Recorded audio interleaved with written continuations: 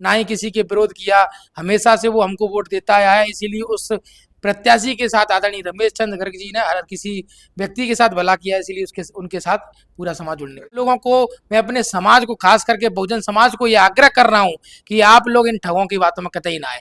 18 में हमने भूल कर दी, 2 अप्रैल 2018 के बाद 6 की 6 सीट मुरैना में जिता दी। 23 में भी हमारे लोगों को गुमराह किया गया कि भाई संविधान बचाना है। ये संविधान बचाने वाले होते तो कांग्रेस छोड़कर भाजपा में ना भागते, क्योंकि ये कहीं ना कहीं भाजपा की बी टीम है और मानवर साहब काशीराम साहब से बड़ा विद्वान मैं नहीं हूँ। नमस्कार, आप देख रहे हो बी मिशन टीवी।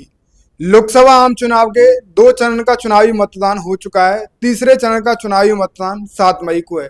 तीसरे चरण के चुनावी मतदान को ध्यान में रखते हुए बहुजन समाज पार्टी की सुप्रीमो बहन मायावती जी भी मुरैना लोकसभा सीट पर कैंडिडेट के समर्थन में चुनावी मैदान में आई हैं और चुनावी जनसभा उनकी 28 को हो गई है। वर्तमान में मुरैना जिला से जिला उपेंद्र बौद्ध जी मेरे साथ हैं, जो लगातार जमीनी स्तर पर मुरैना लोकसभा को देख रहे हैं कि किस तरीके से क्या बूथ पर क्या स्थिति है पार्टी की।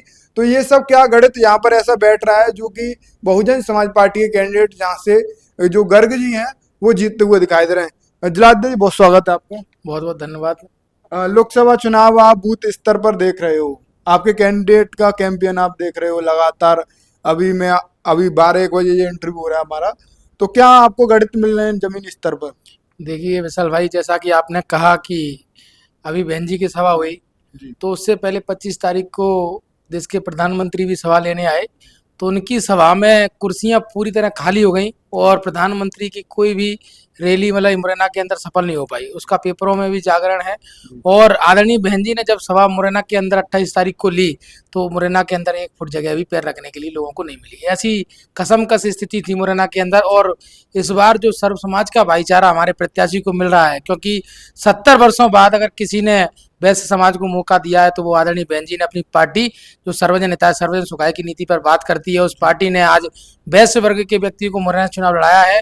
क्योंकि वैश्य वर्ग हमेशा से ही वोट देता आया है, अन्य लोगों को 70 वर्षों से वोट देता आया, उनको जिताता आया है, लेकिन आज उस वैश्य वर्ग के साथ सर्व समाज मिलकर के खड़ा है। वो मुरैना में दिल्ली की ओर आदरणीय रमेश चंद्र गर्ग जी को मुरैना का सभी वोटर्स भेजने वाले हैं। हाँ, यहाँ से ये सवाल है कि रमेश चंद्र गर्ग जी को यहाँ मैदान में क्यों उतारना पड़ा।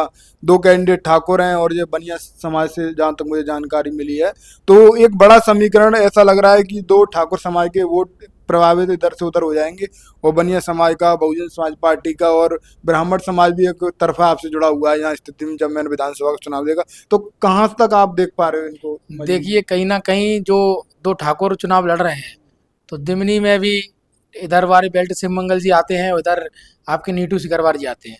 तो दोनों ही प्रत्याशियों के बीच में जो कसमकस है, उस बीच में सर्व समाज का जो भाईचारा, क्योंकि उन्होंने शिव मंगल जी को भी विधायक रहते हुए देखा है जनता ने, और नीटू सिकरवार जी को विधायक होते हुए देखा है। दोनों ही भारतीय जनता पार्टी के विधायक रहे थे। उन्होंने जब इस क्षेत्र की जनता में जब उम्मीद की कि भाई ये विधायक बनाए, इसके बाद कुछ काम हो, तो ऐसा कुछ अच्छा करके वो अपने कार्यकाल में नहीं दिखा पाए। और आदरणीय रमेश चंद्र गर्ग जी इस मुरैना लोकसभा क्षेत्र में एक नए चेहरे के रूप में उभरे हैं और नया चेहरा है। और जब नए चेहरे को जनता जिस प्रकार से पसंद कर रही है, ये कोई वैसा चुनाव नहीं है। यहाँ सर्व समाज के लोग, चाहे ब्राह्मण हो, चाहे ठाकुर भी हो, और चाहे बनिया हो, चाहे तुम्हारे गुर्जर हो, चाहे कुशवा हो, चाहे बघेल हो, चाहे अन्य समाज के जो लोग हैं, SC ST OBC और सामान्य के जो वर्ग के लोग हैं, वो पूर्णतः बहुजन समाज पार्टी के समर्थन में ये चाहते हैं कि बनिया ने किसी का बुरा नहीं किया, ना ही किसी के विरोध किया। हमेशा से वो हमको वोट देता आया है, इसीलिए उस प्रत्याशी के साथ आदरणीय रमेश चंद्र गर्ग जी ने हर किसी व्यक्ति के साथ भला किया, इसीलिए उनके साथ पूरा समाज जुड़ने को एक बड़े बिजनेसमैन के नाम पर भी वो जाने जाते हैं। कई ऐसे काम किए जो कि मुरैना धरती के लिए अच्छे हैं। क्या पिछले गर्ग जी के कामों को याद करके यहाँ जनता उनके साथ जाएगी? देखिए गर्ग जी इस बात को बड़े गर्व से कहते हैं। गर्ग जी गर्व से इस बात को कहते हैं कि भाई मैं पैसा कमाने के लिए नहीं आया हूँ। पूरे देश में नहीं, विदेशों में भी उनका बिजनेस फैला हुआ है। पैसा कमाना मेरा उद्देश्य होता तो मैं विदेशों में जाकर के बस जाता, ये ऐसा आदरणीय हमारे प्रत्याशी कहते हैं। ये बात सत्य है, अगर उनको पैसा ही कमाना होता तो विदेश बस जाते। लेकिन पूर्व में जितने भी सांसद बने, यहाँ से केंद्रीय मंत्री रहे आदरणीय, और हमारे बीच में तमाम यहाँ से मुरैना से भारतीय जनता पार्टी और कांग्रेस से सांसद और MLA जीत के गए, उन्होंने मुरैना की जनता के पलट के नहीं देखा, ना ही उनके लिए विकास के लिए कोई कार्य मुरैना के अंदर किया।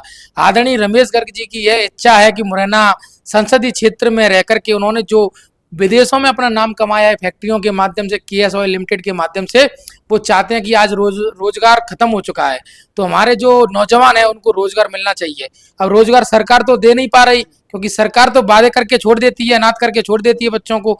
और जब रोजगार की बात आती है तो उनके दिल में दर्द है कि कहीं ना कहीं हम जो फैक्ट्रियां लगाएंगे विदेशों से, हमारा जब संपर्क है, तो हम जब नौजवानों के लिए, हम वो सरकार के ऊपर भी डिपेंड नहीं है कि सरकार क्या होगा, कैसी रहेगी, वो खुद पे डिपेंडेंट है। वो अरबपति आदमी है, उन्होंने सोच लिया है कि जब मैं सांसद बनूंगा तो कुछ योजनाओं के ऐसी फैक्ट्रियां डालूंगा जिसमें हमारे तमाम हजारों लाखों नौजवान अपना रोजगार प्राप्त कर सके। यहाँ से सूरत ना जाए, गुजरात ना जाए, अन्य स्टेटों में ना जाए। मुरैना की जनता मुरैना में ही अपने आईवी टेक्निकल अपने ब्रांचों में काम करें, अपना उद्योगों में काम करें, ऐसा उन्होंने विचार रखे हैं। गर्ग जी के साथ जब से आप पहले से भी जानते होंगे आप तो उनको भली भांति, और जब से कैंडिडेट जो बनाए गए बीएसपी से, तब से आपको एक पल को ऐसा नहीं लगा कि उनके अंदर थोड़ी लालचा है, मतलब सांसद बनने के बाद पैसा ना, ना, ना, कतई कतई किसी प्रकार से नहीं। वो उनको जब पहले हम सोचते थे कि पता नहीं कितने बड़े कैसे क्या आदमी होंगे, और जब हम उनके साथ, हाँ स्वभाव से, जब उनके साथ जब हम घूमे तो हमें ऐसा गर्व से फील हुआ कि भाई इतने बड़े आदमी भी आम जनता के लिए कितने दिल जी जान से लगे हुए हैं। घमंड कतई प्रकार का नहीं है उनके अंदर। वो ये चाहते हैं कि भाई जो निचले, जो हमारे समाज के अंदर जो गरीब भाई है, उनके बीच में हम लोग कुछ अच्छा करके जाएं, कुछ अच्छा करके जाएंगे तो हमारा नाम रहेगा। ये उनके लिए तमाम पार्टियां टिकट देने के लिए तैयार हों, क्योंकि पैसा आजकल देखते हैं, अभी बीजेपी ने 6,000 करोड़ लिया, तमाम पार्टियों ने लिया, तो उन्होंने आपकी पार्टी क्यों चुनी, ऐसा आपने उनको क्या प्रभाव? देखिए क्या है कि ये वैश्य वर्ग है, और वैश्य वर्ग हमेशा से लोगों की मदद करता आया है। जब उनको टिकट मिला, या फिर उनको पार्टी ने, किसी ने भी टिकट नहीं दिया, तो बहुजन समाज पार्टी की राष्ट्रीय अध्यक्ष आदरणीय बहन जी ने टिकट देने का काम किया। जब बहन जी ने उन टिकट दिया तो पूरा समाज उनके साथ जुड़ के उनके साथ लगा हुआ है।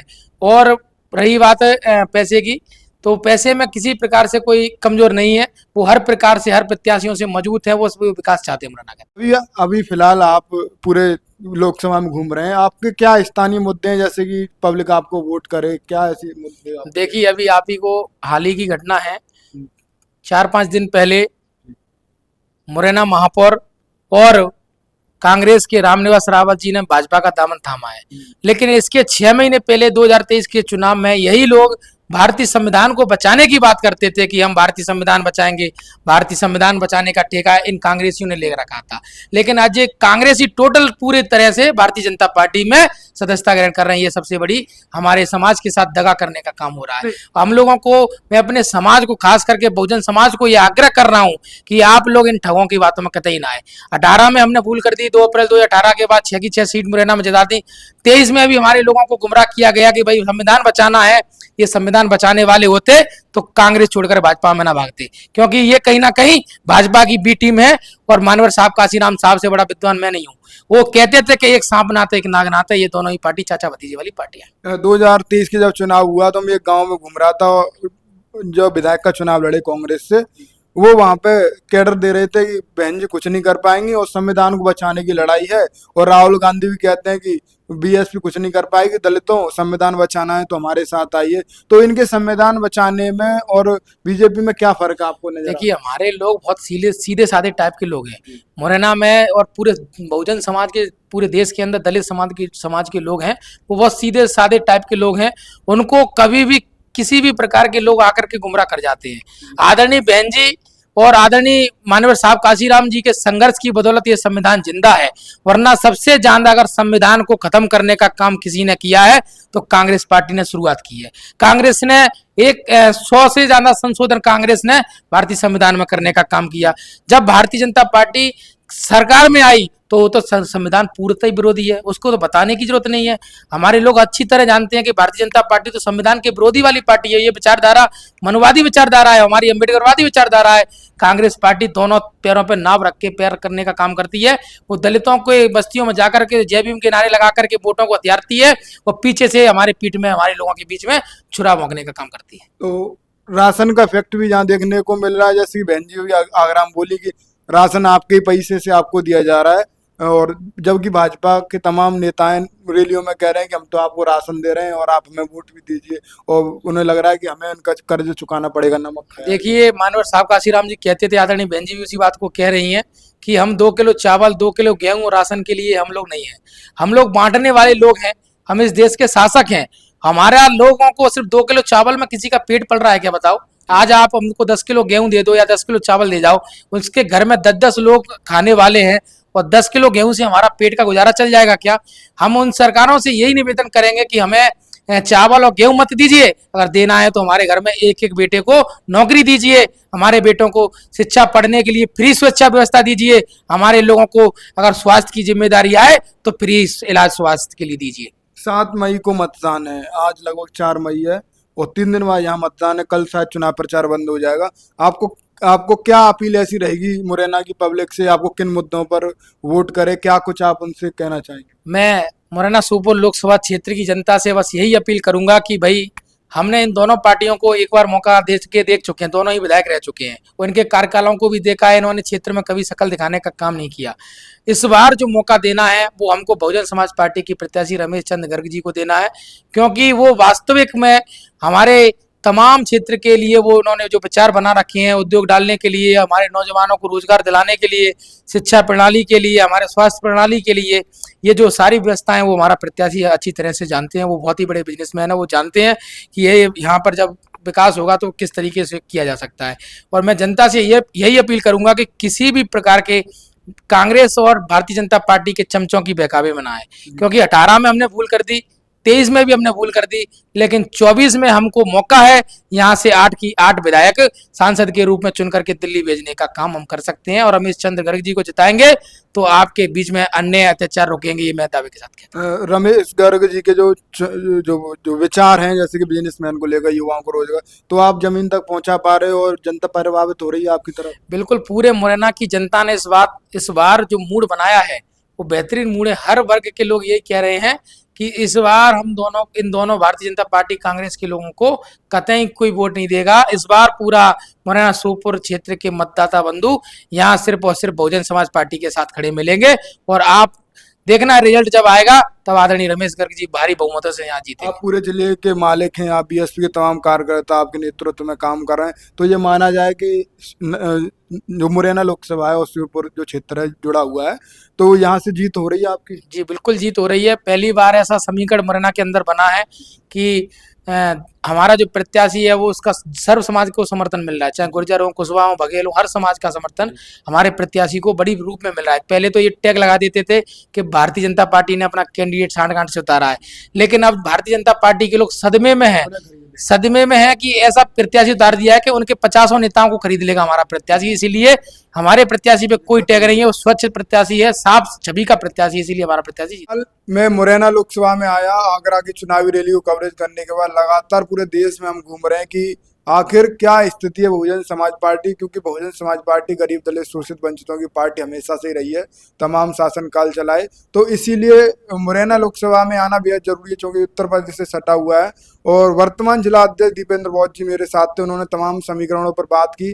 फिलहाल दीपेंद्र बौद्ध जी बहुत स्वागत, धन्यवाद। बहुत बहुत धन्यवाद आप।